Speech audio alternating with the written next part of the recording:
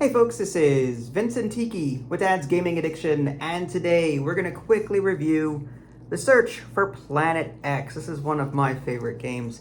So this is one of those hidden information games where players are trying to puzzle out the location of Planet X, and they'll be using various stellar phenomenon in the sky in order to help them do that.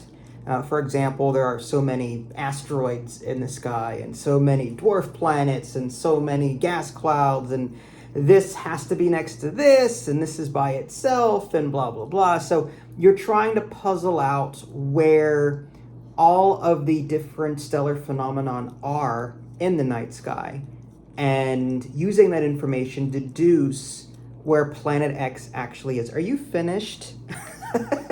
He loves the lick. So anyway, let's go ahead and switch the camera around so I can show you the board and I'll tell you what I think. All right, here's a quick look at the box. I love the artwork, by the way. It's just so eye-catching. And a quick look at the box insert and a quick look at the board. Now, I just finished the game with the bot, and I'm pleased to say I actually won this. I got super lucky with some of my deductions and guesses, but let's go ahead and talk about what we're doing here first before I get into all of that. So as I indicated in the opening, you're trying to figure out what each of the different night sky phenomena are for each of the different sectors. You've got sector 1, 2, 3, 4, 5, 6, 7, 8, 9, 10, 11, 12 on the basic side. The flip side of this board is an 18 sector board, and there can only be one object in each sector. So 12 might be an asteroid, or it might be a gas cloud, or it might be a comet, whatever. It could be any of these things. There are certain logical rules that I'll show you in a little bit that kind of help you figure out what that is. And you're going to be asking the app a bunch of questions in order to get answers to some of that as well. Now, there is a track along the outside of the board here, and as you ask the app questions, you're going to be moving your time marker up, and whoever's furthest back gets to go next. I've already covered this in prior videos, so I'm not going to delve too deeply, but suffice it to say that you're going to be asking app questions. You're going to be moving your token around the perimeter of the board. That's how you keep track of whose turn it is next, and also getting answers in the process. And whoever's furthest back is where this slider ends on. This is what's visible in the night sky. So players can only ask questions of sectors 6 through 11 based on where the board is right now. So you can't ask about this section of the night sky while you guys are over here. There's also these theory tokens. As you figure out where stuff is, and as you pass these theory spaces, you can submit one token. Typically, these are face down, but in a bot mode, it doesn't really matter. You're not really hiding that information from the bot because, well, it can't see the board. You're on your phone. So these theories are going to be submitted here, and they slowly make their way down. Then you reveal them when they get to the end, and then you check the app to see if you were correct or not. And this will score you points at the end of the game for every correct theory. Whoever gets there first gets points. But people can, follow along and submit theories before the first token reaches down there. The AI was smart in the game and did figure out stuff, but I figured out stuff a little bit faster. So let's go ahead and take a look at the actual player screen. And this is where a lot of that logic stuff comes into play. So on your turn, you're going to take one action, and you could survey a number of sectors. So for example, if you survey 1, 2, or 3 sectors, and you're going to go, I want to look at 4, well, in this case, it would be 6, 7, 8. And I want to look for asteroids. And then the app will tell you, okay, there's 2 asteroids within that range. And then you got to note that. But the shorter your survey, if you only survey a couple of sectors or up to 3, you have to spend 4 time to do that. But if you make your search a bit more broad, then you'll get less time taken away from you, but you won't have as much information typically. You can target a space and just know exactly what it is unless it's an empty space. The game will not tell you if it's Planet X or not. And Planet X will appear as empty until you figure it out. So if the app might come back to you and say, this is an empty sector, but it could be Planet X, you don't know. So if you target something, you'll know exactly what it is, but it costs you 4 time to do that. You can research something. There's a list of researchable topics, and it only takes 1 time, but you can't do it 2 times in a row. You have to wait every other turn to research. And the app will give you something like, a dwarf planet can't be next to an asteroid or something like that. And then when you're ready to locate Planet X, you spend 5 time to do that. And if you're correct, that pretty much like signals the end of the game at that point. But yeah, that's what that is. And then in the meantime, like I said, you're going to be submitting theories. There's also conferences. When you get to when this slides over to the X1 spot and covers that up or whatever, you're going to in your app open up the conference, and it'll tell you something specific about Planet X, like Planet X is not opposite of a dwarf planet or something. That gives all players some information. So the app is giving you something regarding Planet X in relation to everything else. So yeah, and then the logic stuff is here, like comets can only be located in particular sectors, and I'll show you that in a minute. Asteroids have to appear in groups of 2 or 4, so there's some easy information there that you can get if you plan it right, if you survey right. Dwarf planet, there's only 1 dwarf planet, and it is not adjacent to Planet X. Again, truly empty sectors, there are 2 of them, but there could be a third. There is a third that is posing as that is actually Planet X, posing as an empty sector. So gas clouds, each gas cloud is adjacent to at least 1 truly empty sector. Sorry for the glare. And then Planet X is not adjacent to a dwarf planet and then appears empty in surveys. And then there's a quick look at like scoring and the like. So all of this is right on this screen, which is amazing. Now, here is the actual notepad that you're supposed to use, but to save paper, I mean, I probably won't go through all of that, but I use a separate sheet for solo because I don't want to waste paper. But anyway, you can see here the app or the paper here tells you, it gives you a list of all the things that could be in that sector, and then you just cross them off as you figure crap out. And then as you take actions and survey and target, you're going to write the results in here. You can even keep track of what your other fellow players are doing, including the AI bot. Because if they submit a theory and you're keeping track of what they're asking, you can kind of like figure out if they're asking nothing but asteroids and then they submit a theory, there's a good chance that they submitted a theory on an asteroid in somewhere. So you could then follow along on that and just bluff it and be like, yeah, I know where that is too. And you're going to put an asteroid there where they're putting, or you're going to put a theory as an asteroid where they're putting a theory as an asteroid, and then piggyback off of that. So you can do stuff like that in this game. And as I said, as you research and as the X1 conference comes up, you'll be making notes of that. And then you get final scores, like based on the theories that you verified. And then if you find Planet X first, you get 10 points, and then you get points for being, I think it's like, if you're behind so many spaces of the player who found Planet X, depending on where you are, you get different amounts of points. I'm not going to get too deeply into the rules there, but yeah, it's a fun little game. And in case you're curious, this is how I did it. I started with this information, all beginner. I played on beginner difficulty because the AI is tough. But I played on beginner. I got this information. And then I just wrote 1 through 12 on the left here. And then these are the things I asked the app. This is the code for that particular game. So if you lose the game, you can come back to it with that. But anyway, I asked number 1, are there any asteroids in sectors 2 through 5? And the game gave me, yes, there is 1 asteroid in 2 through 5. So I'm looking over here, okay, 2 through 5, there's 1 asteroid. Now I looked over here and I saw, well, there's no asteroid in sector 5, which is awesome.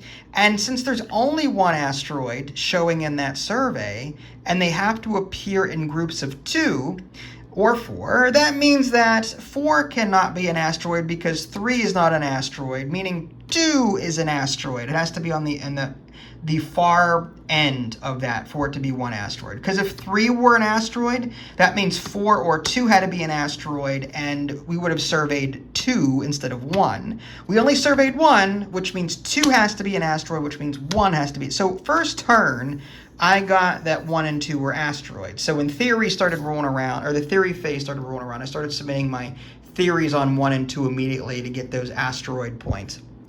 But then I asked things like research. I researched item B, and I got no asteroid is adjacent to a dwarf planet, which told me, not a dwarf planet, like 3 and 12. But didn't help me a whole lot there. And then 4 through 8, I got 2 asteroids. And I'm like, okay, so that's helping me out a little bit. Because 4 and 5 were not, when I surveyed 2 through 5, there was only 1 asteroid, so I knew that these were not asteroids. So that means that 6 through 8 had to be asteroids. And 6, I don't remember how I figured it out. Number 3, I wrote down 2 asteroids. Somewhere within 6 through 8, there was 2 asteroids. So I kind of made note of that, and then I came back to it. Then I targeted sector 6 to see if it was an asteroid or not. And it was empty. So that told me that 7 and 8 were asteroids. So I got that information, and I started submitting theories on 7 and 8 over there. And the AI was actually following suit. Like, they were figuring out the asteroids around the same time I was, just a little bit later. But then I researched asteroid within 3 sectors of a comet. Comets can only appear in certain sectors, and that is, I wrote them off on the side here. 2, 3, 5, and 11. There's 2 comets somewhere in 2, 3, 5, 7, and 11. Those are the 5 sectors that could have it. And I already knew that 7 was an asteroid, so 7 couldn't be it.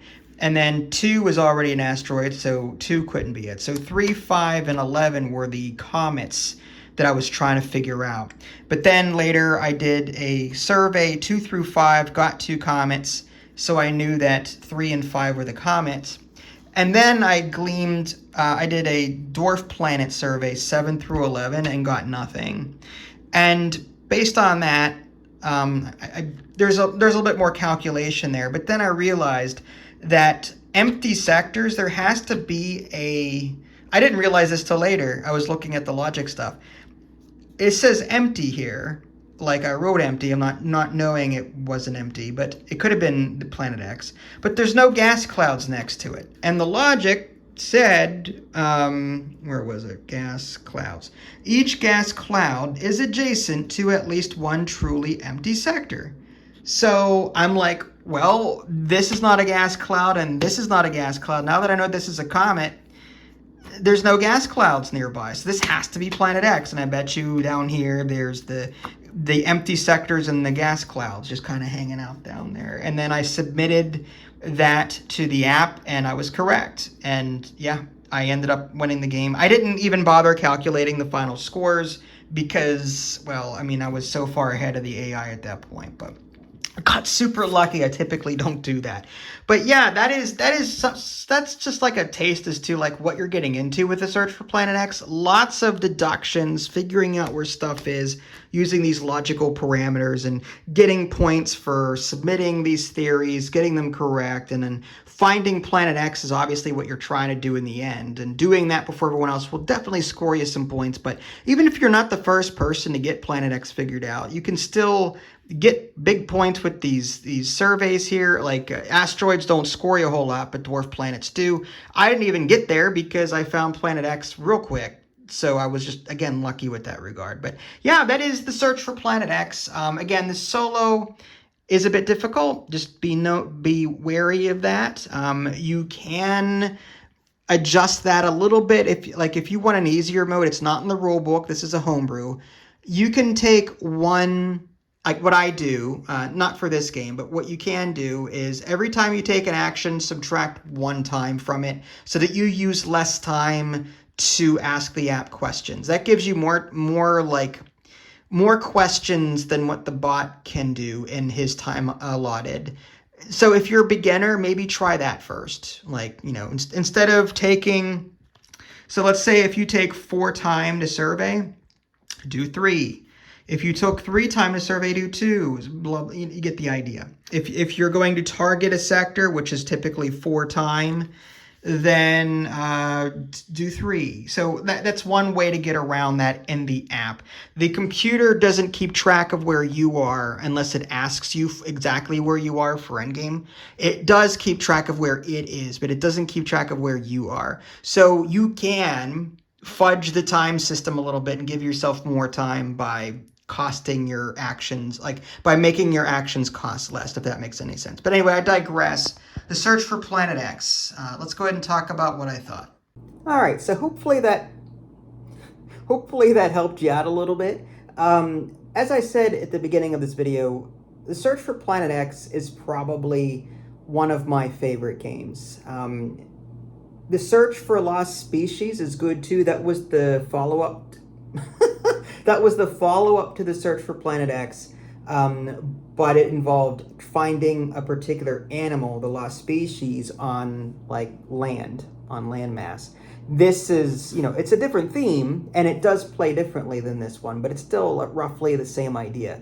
And there was another one after that that I've never played at all, and I don't remember the name of it off the top of my head, but there is another one. So I might look into getting that one at some point down the line when money agrees with me. So the search for Planet X. What's not to like about this? Very little, in my opinion. You have to be someone, however, that enjoys logic puzzles. Someone that enjoys puzzling out hidden information. And the bonus is there's a solo mode, which is great. But I find that the bot for the solo mode in this game, the search for Planet X, is miles more difficult compared to the bot in Search for Lost Species. In Lost Species, again, the follow-up to this game, I can regularly beat the AI, but for whatever reason, I have a hard time with the bot in this game. Now, granted, I'm not the best at logic deduction. I try. I consider myself somewhat of an educated person. Went to college and all that. But still, I found that the bot in this game somehow deduced a lot of information that I somehow missed. And I'm sure that's like an experience or, I'm sure there's like 1 or 2 key things that I'm missing that I could be deducing, but I'm not, that kind of thing. One thing that may concern people is that this is app-driven. So if you don't like using technology to play your board games, then you may not like this game because the app is required in order to play this game. Some people don't like that because what if the network's down? What if technology goes away? What if the app gets discontinued? All valid questions, some are, some of those things are more likely to happen than others. But yeah, I've had this game for a while now and the app is still going strong. So I really recommend this game. Again, it's going to be tough to recommend to people that don't like puzzling out things and trying to make the use of your time management, especially if, I can see, a beginner playing this against someone that's experienced.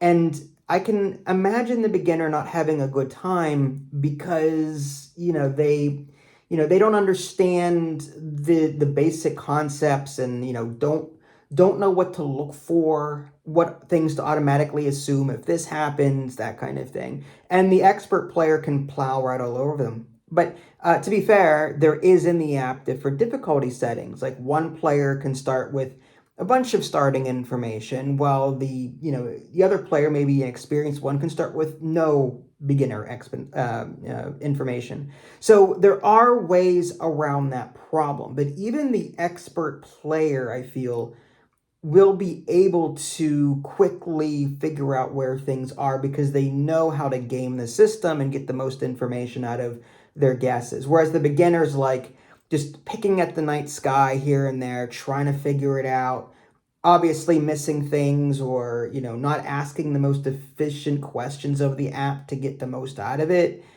I can see that happening. But, I recommend if you're going to get this game, make sure you possibly play it with people that haven't played it before either, so that you're all on the same level. And even then, if you play against an expert player, make sure he's not a jerk. He or she's not a jerk and doesn't just destroy you outright. You know what I mean? Try and play with an expert that is willing to, you know, throw the game here or there just to give the other players a fighting chance. But yeah, I mean, I like how easy it is to get into, and yet there's still a lot of things to think about. I love those hidden information games. I kind of hinted at this earlier at a different video, but um, Clue the Great Museum Caper was my first introduction to a hidden movement game. And ever since, I've always been on the lookout for those. I really enjoy them for some crazy reason. Sniper Elite, the board game, I enjoy that. So yeah, this I think is going to appeal to a certain kind of gamer. Those wide eyes, though. So anyway, yeah. Long story short, I'm rambling. The Search for Planet X, excellent production values, easy to get into. I like that there's a basic side and an expert side on the board. Like there's instead of 12 night sky spaces, I believe there's 18, and the rules will slightly change, making the game a lot more harder because there's more information to glean from the night sky. And I like that the player boards have everything on them that you pretty much need to do it. And what's cool is if once you get good at the game, I actually play the game in the app, without use of the board game. I just write down on a piece of paper, as you saw earlier, and I in my head I try and figure it out. It hurts my brain after a while, but it can be done. I just open up Notepad in my phone and I do that. I wouldn't recommend doing that. I mean, I already own the board game, so I can say that I do it and not feel bad about it. But that's something like if I'm in bed, I don't want to bring this board game into my bedroom. So, you know what I mean? So I just open my phone, open the app, and, take notes in my little notes section and, do my thing and play a little game of Search for Planet X. I typically don't play against the computer. I just play against myself to see how quickly I can get the location of Planet X. Like I'll test myself and see how quickly I can do it. But yeah, this is a fantastic little game and highly recommend it. And if you haven't played The Search for Lost Species, I do have a video out there where I play it on Tabletop Simulator. I don't have the actual board game. Developer, if you're watching, or Renegade, a Foxtrot developer, a Renegade publisher, if you're watching, please feel free to send me press copies of Lost Species and the other one that I forget the name of. I'd be very, very pleased if you did, and I'd be happy to cover it. This is Vincent Tiki. Thanks for watching, and we'll catch y'all next time. Take care.